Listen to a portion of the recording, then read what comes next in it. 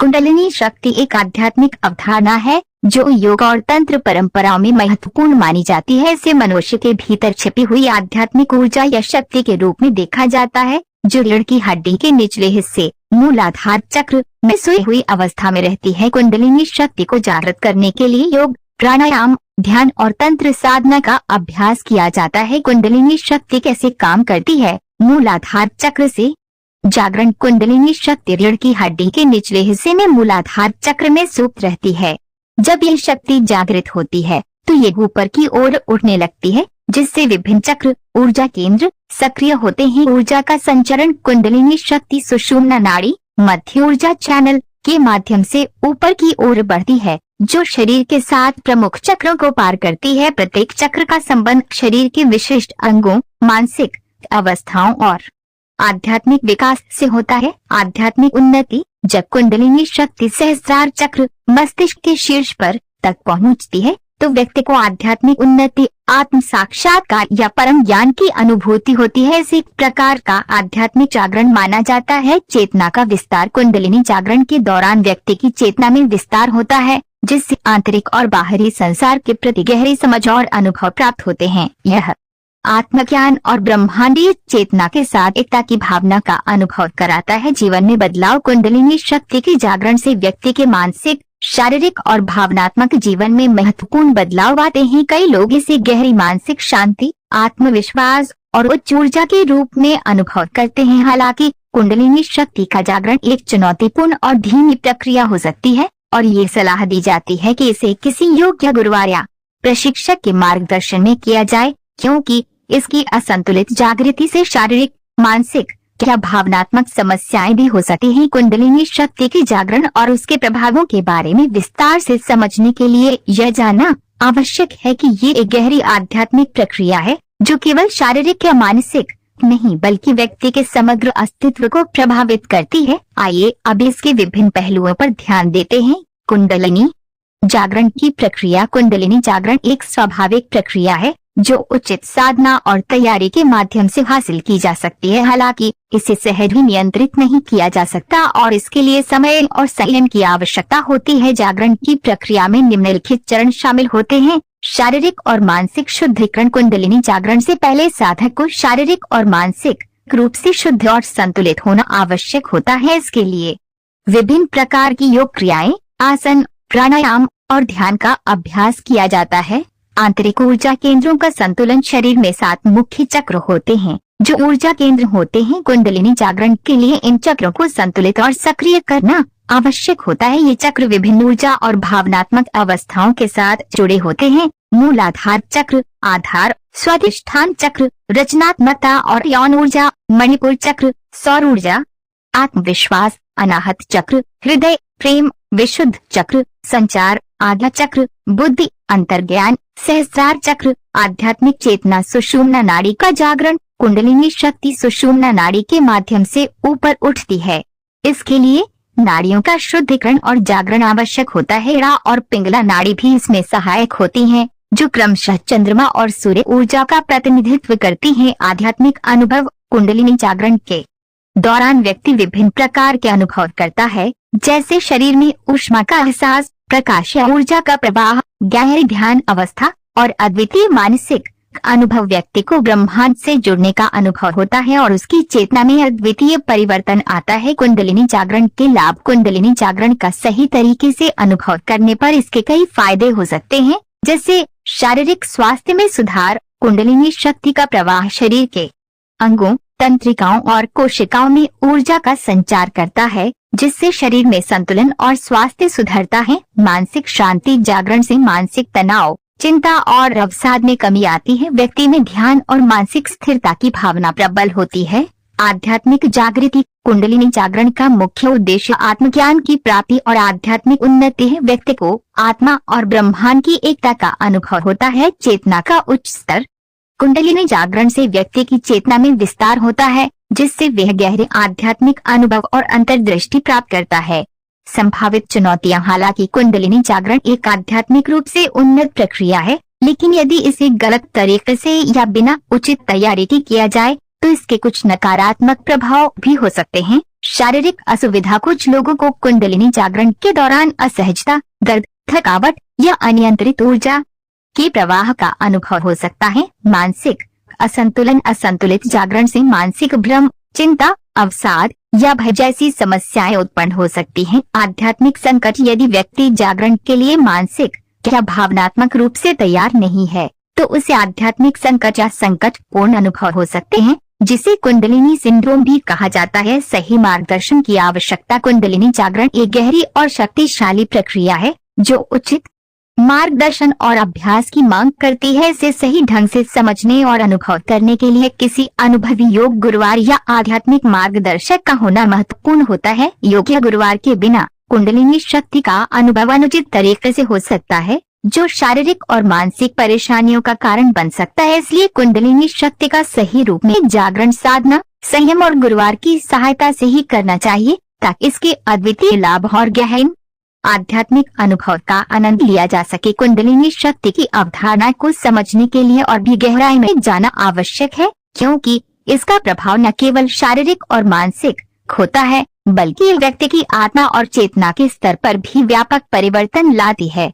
आइए अब कुंडलिनी जागरण के कुछ और पहलुओं पर चर्चा करते हैं। कुंडलिनी जागरण के विभिन्न प्रकार। कुंडलिनी जागरण के कई रूप होते हैं और इसका अनुभव अलग अलग साधकों के लिए भिन्न हो सकता है।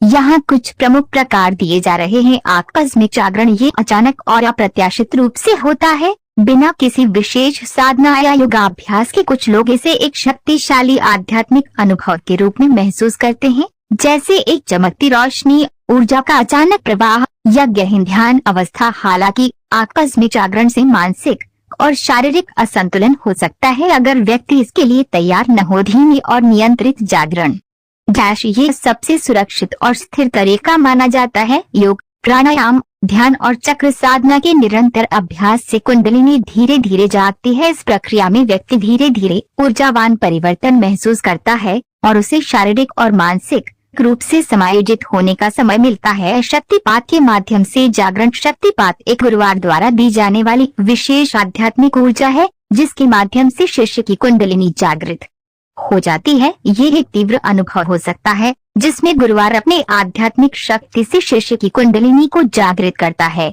इस प्रकार का जागरण गुरु शिष्य परंपरा में विशेष रूप से महत्वपूर्ण माना जाता है, क्योंकि इसमें सही मार्गदर्शन का होना जरूरी है। कुंडलिनी जागरण के दौरान संभावित अनुभव। कुंडलिनी जागरण के दौरान व्यक्ति को कई अलग अलग प्रकार के अनुभव हो सकते हैं। कुछ सामान्य अनुभव निम्नलिखित हैं। शरीर में ऊर्जा का तीव्र प्रवाह। कुछ लोग महसूस करते हैं कि उनके शरीर में गर्मी या बिजली जैसी ऊर्जा का प्रवाह हो रहा है। ये ऊर्जा विशेष रूप से रीढ़ की हड्डी से ऊपर की ओर बढ़ती हुई महसूस होती है। अलौकिक प्रकाश और ध्वनियाँ। कई साधक ध्यान के दौरान अद्वितीय रोशनी, रंग या ध्वनियों का अनुभव करते हैं, जिसे अलौकिक या दिव्य अनुभव माना जाता है। विचारों की शांति। कुंडलिनी जागरण के दौरान मन की विचारधारा धीमी हो जाती है और व्यक्ति को गहरी मानसिक शांति और स्थिरता का अनुभव होता है। अद्वितीय मानसिक शक्तियाँ। जागरण के साथ ही कुछ लोग अपने भीतर छुपी हुई मानसिक शक्तियों जैसे कि अंतर्ज्ञान, टेलीपैथी या ध्यान के दौरान गहरी अंतर्दृष्टि प्राप्त करने की क्षमता विकसित कर सकते हैं। भावनात्मक शुद्धिकरण। कुंडलिनी जागरण के दौरान पुरानी भावनात्मक बाधाएं या असंतुलन सतह पर आ सकते हैं। इसे भावनात्मक शुद्धिकरण कहा जाता है, जो व्यक्ति को अपनी छिपी भावनाओं से मुक्त करता है। कुंडलिनी के जागरण के बाद की अवस्था। जब कुंडलिनी शक्ति पूरी तरह जागृत होती है और सहस्रार चक्र तक पहुंचती है, तो साधक को गहरे आध्यात्मिक परिवर्तन और आत्मज्ञान की प्राप्ति होती है। इस अवस्था में साधक निम्नलिखित अवस्थाओं का अनुभव कर सकता है। आत्म साक्षात्कार। ही वह अवस्था है जहाँ व्यक्ति को अपने असली स्वरूप का ज्ञान होता है। वह आत्मा और शरीर से परे जाकर अपने और ब्रह्मांड की एकता को महसूस करता है। परम शांति और आनंद। जागरण के बाद साधक एक गहरे आध्यात्मिक आनंद और शांति का अनुभव करता है। उसे संसारिक संघर्ष और द्वंद्व से मुक्ति मिलती है। निर्विकल्प समाधि। ये ध्यान की वह अवस्था है जहां साधक का मन और शरीर पूरी तरह से स्थिर हो जाते हैं और वे परमात्मा के साथ एक हो जाता है। इसे समाधि या निर्विकल्प स्थिति कहा जाता है। सहज जीवन। कुंडलिनी जागरण के बाद व्यक्ति के जीवन में सहजता आ जाती है। वह बिना किसी प्रयास के जीवन के हर पल को गहरे अर्थ और शांति के साथ जीने लगता है। कुंडलिनी साधना के लिए सावधानियां। कुंडलिनी शक्ति एक बहुत ही शक्तिशाली ऊर्जा है और इसे सही दिशा में उपयोग करना अत्यंत महत्वपूर्ण है। इसके लिए कुछ विशेष सावधानियां अपनानी चाहिए। अनुभवी गुरुवार का मार्गदर्शन। कुंडलिनी जागरण के लिए किसी योग्य और अनुभवी गुरुवार का मार्गदर्शन अनिवार्य है। गुरुवार व्यक्ति की मानसिक और शारीरिक तैयारियों को देखकर सही समय पर कुंडलिनी साधना का निर्देश दे सकता है। साधना के दौरान संयम। कुंडलिनी जागरण के लिए संयम और ध्यान की अवस्था में रहना आवश्यक है। इस प्रक्रिया के दौरान किसी भी प्रकार की मानसिक या भावनात्मक उथल पुथल को संतुलित रखना चाहिए। धीरे धीरे प्रगति करना। साधक को जल्दबाजी से बचना चाहिए और धीरे धीरे अपनी साधना में प्रगति करनी चाहिए। इससे शरीर और मन को जागरण के लिए तैयार होने का समय मिलता है। समापन। कुंडलिनी शक्ति जागरण एक गहरी और शक्तिशाली आध्यात्मिक प्रक्रिया है जो व्यक्ति को आत्मज्ञान और ब्रह्मांडीय चेतना के साथ जोड़ती है।